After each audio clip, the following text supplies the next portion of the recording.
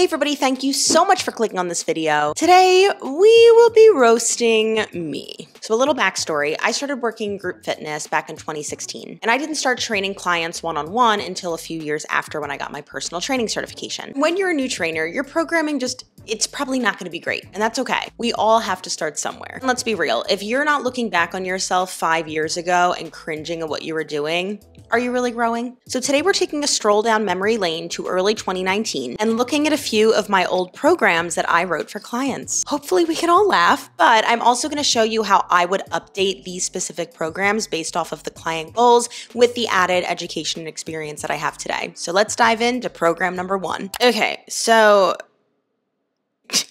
first of all, the warm-up is a mess. We're gonna come back to that in a moment. And I wanna come back to that because your warm-up should specifically prep you for the movements you are about to do. So I wanna look at the bulk of the training, then we'll go back and actually look at the warm-up. That's actually how I structure warm-ups now. I write the bulk of the program first, and then I kind of work backwards. So with our strength block, it looks like we have 2 circuits. Why did I write it like this? Okay, it's like a full body workout. Our first block has Bulgarians, renegade rows, and thrusters. And then our second block has upper body exercises. Okay, a few things that I don't love here. I just honestly would never program a private client now renegade rows unless they love them. It's just not super efficient if you're trying to actually build or strengthen the back muscles because the floor is going to restrict your range of motion. And you really you can't load it up that heavy for how strong your back is. All of these combo movements in that second circuit, they're fine. I just looking up ahead, back up at these clients' goals, the number one thing is strength. And if you're trying to build strength, especially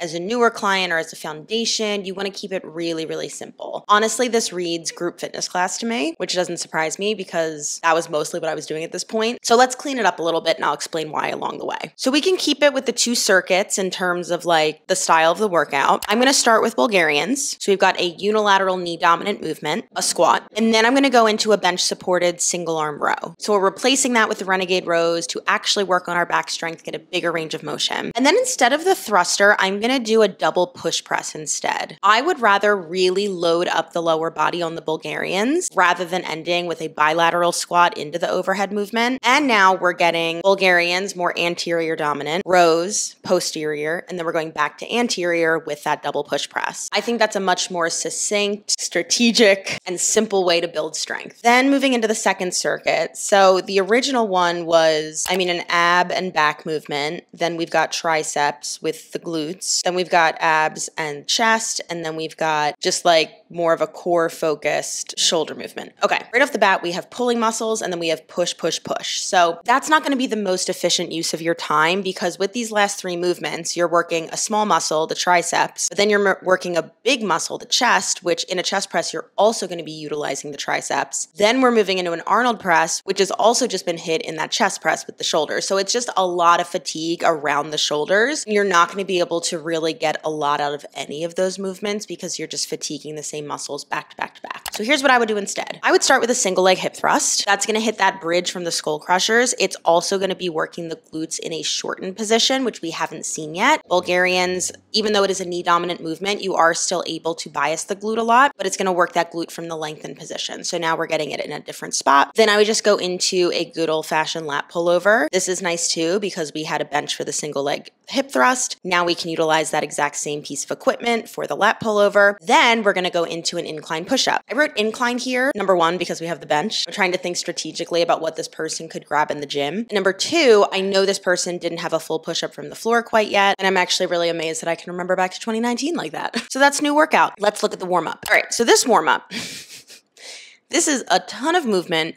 with no purpose. This is taking spaghetti, throwing it at the wall, and seeing what sticks. I am just hoping in here, hopefully something in here preps you for what we're about to do. So let's tidy this up a bit. If we look at the program, Bulgarians, we're gonna need space in the back of the hips and single leg stability. In the bench supported row, we're gonna need shoulder extension or bringing that arm back behind us, and then some scapular movement, double push press, shoulder flexion or that overhead range of motion, single leg hip thrust, again, single leg stability, lat pullover, shoulder flexion, incline push up, shoulder extension. So we really don't need too much here. We just wanna choose drills where we get the most bang for our buck. So I'm gonna start with some tall kneeling shoulder cars. This is gonna give you full range of motion through your shoulders. We're also getting that nice hip extension from the tall kneeling position, which is needed for those lower body drills. Then we're going to move into some type of side plank variation. This is going to be great for your shoulder stability as well as getting your core fired. Then we're going to move into some bear plank scap push-ups. This is going to be vital for your scapular movement, which is really needed for things like push-ups and for rows. Then we're going to do a Bulgarian iso. So basically you're just coming down halfway through your Bulgarian split squat and you're working on your single leg stability as well as breathing into the back of that hip capsule. And this is very specific, like literally specific to a movement that we're about to do in the actual workout. And then jumping to the very bottom of the workout, I programmed a finisher. We've got some pivot jump squats and a forearm plank, 3 rounds, no rest, 30 seconds in each. I have no problems here. It seems like fun. Personally, I don't do a lot of finishers now. To be frank, I do them with clients in real time if we just have like 2 minutes left over and I'll just come up with something fun. But if you like a little button on your workout and you want to throw in a finisher, go for it. There's absolutely nothing wrong with it. Okay, that was interesting. Let's look at program number 2. So we have a bunch of supersets. Okay, the warm-up seems at least a little more purposeful, but again, we're going to come back to that in a moment. Let's look at the strength block, which is 4 supersets. Perform each superset 3 times, 30 seconds rest between rounds. Honestly, for a strength workout, I just don't think that is quite enough rest time, especially just looking at what did I program? Okay, it's literally supersets of the exact same muscle group. Did I do that because she only had light weights?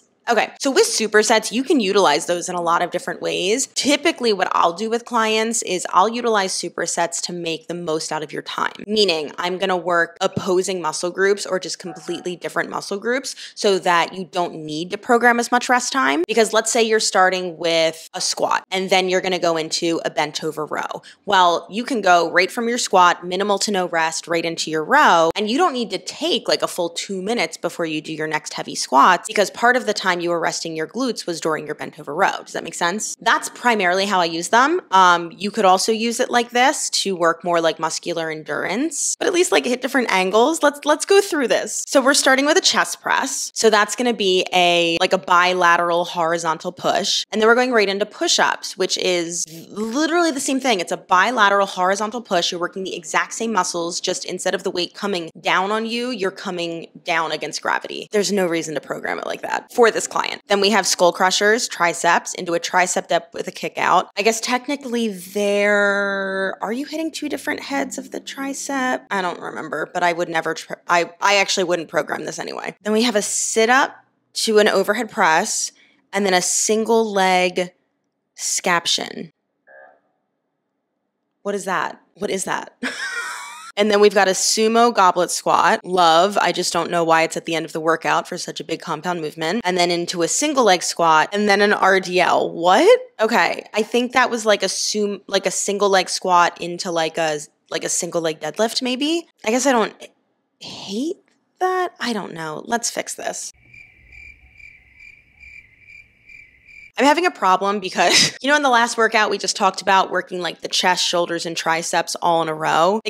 That's like all this is. So, okay, let's start here. I'm going to move that sumo squat up. And instead of goblet, let's just assume this person has unlimited equipment. We're going to rack it low, make it super, super heavy. Then, if we want to keep it as a lower body superset, I'm going to do a single leg elevated bridge. So with the sumo squat, we're hitting still the back of the leg, but it is going to be more knee dominant. Now, we've got that single leg elevated bridge. We're going to hit a lot more of the hamstring and glute, as well as those stabilizing muscles of the inner thigh. So we're kind of tying it with the sumo stance.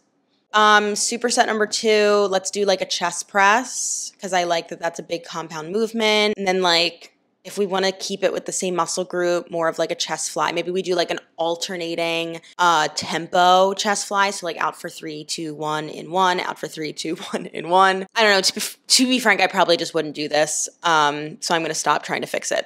And we have a finisher. So we've just got, oh, I see. Like a high plank, side plank, hollow hold, side plank, forearm plank. Okay, so you're kind of like rolling through different angles. I don't hate that. I would probably just take all of that like bullshit core filler out of the actual strength program then. And I don't know, that warm up is fine at best. We're not going to touch it. Let's go to the last program because my brain hurts. Oh, I linked an upper body warm up. Did I film one? Nope. I linked a random person's upper body warm up. So we know that's not specific. Good job, past Justina. And I linked an upper body warm up. This is a full body day.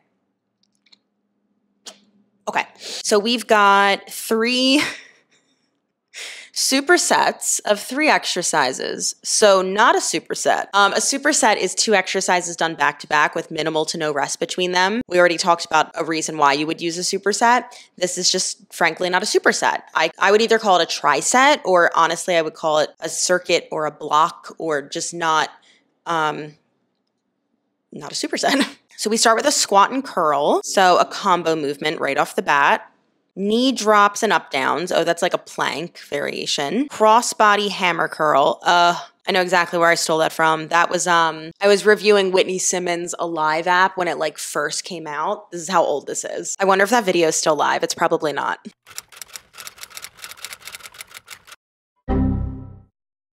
But I specifically remember stealing this from her. Second block, thrusters. So another squat, mountain climbers, and single. What is this single leg scaption? What is that? I found it. What the